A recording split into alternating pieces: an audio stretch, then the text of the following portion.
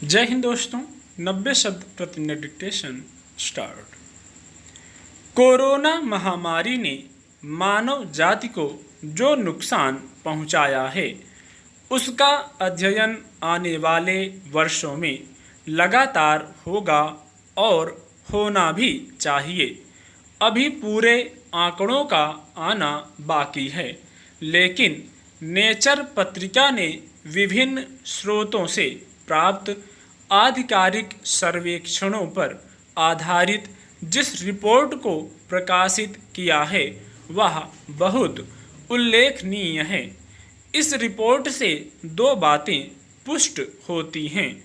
अव्वल तो इस महामारी ने पूरी दुनिया को गहरे से प्रभावित किया है, और दूसरी बात, इस महामारी का असर दुनिया में हर जगह समान नहीं है।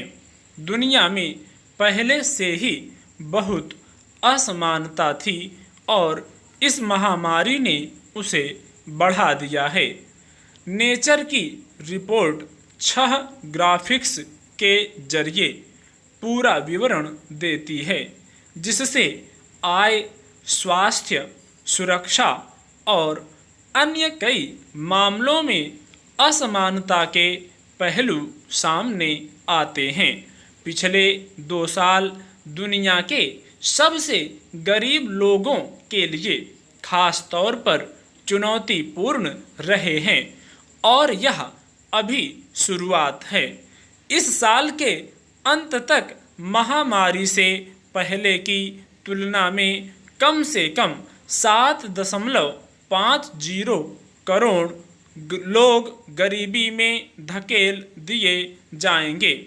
ये ऐसे गरीब होंगे जो प्रतिदिन 130 रुपये से भी कम में गुजारा कर रहे होंगे। यह रिपोर्ट भी बताती है कि बढ़ती मुद्रास्फीति ने महामारी के प्रभाव को कैसे बढ़ाया है। हालांकि महामारी ने भी महंगाई को बल दिया है। उप सहारा अफ्रीका में स्थिति ज़्यादा खराब है, जबकि दक्षिण एशिया जैसे कुछ क्षेत्रों में गरीबी का विश्लेषण करने के लिए पर्याप्त आंकड़े नहीं हैं। वास्तव में चिंता होती है कि भारत सहित दक्षिण एशिया में कोरोना संबंधी आंकड़ों को बहुत विश्वसनीय नहीं माना जा रहा है। फिर भी अनुमान है कि एशिया जल्दी उबर जाएगा, जबकि उबरने में सबसे ज़्यादा समय मध्य पूर्व और उत्तरी अफ्रीका में लगेगा।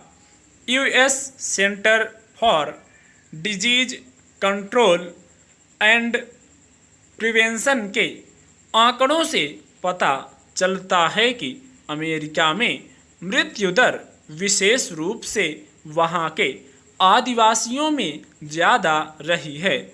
यह दर श्वेत लोगों की तुलना में लगभग 108% अधिक है और एशियाई मूल के लोगों की तुलना में लगभग 180% अधिक। मतलब अमेरिका में भी एशियाई मूल के लोगों ने महामारी से सबसे बेहतर मुकाबला किया है।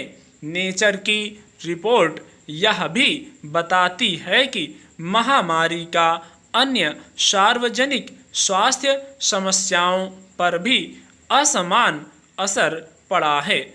महिलाओं के खिलाफ हिंसा में वृद्धि हुई है। 13 निम्न और मध्यम आय वाले देशों में संयुक्त राष्ट्र की इकाई द्वारा लैंगिक समानता और महिलाओं के सशक्तिकरण पर किए गए सर्वेक्षण में शामिल 45% महिलाओं का कहना है कि उन्होंने या उनकी जानने वाली महिलाओं ने महामारी के दौरान हिंसा का अनुभव किया है। इस मामले में भारत का जिक्र नहीं है, लेकिन बांग्लादेश में जो सर्वेक्षण हुआ है वह बताता है कि वहाँ सर्वाधिक महिलाओं ने हिंसा का अनुभव किया है। ऐसी रिपोर्ट स्वागत योग्य और अनुकरणीय है।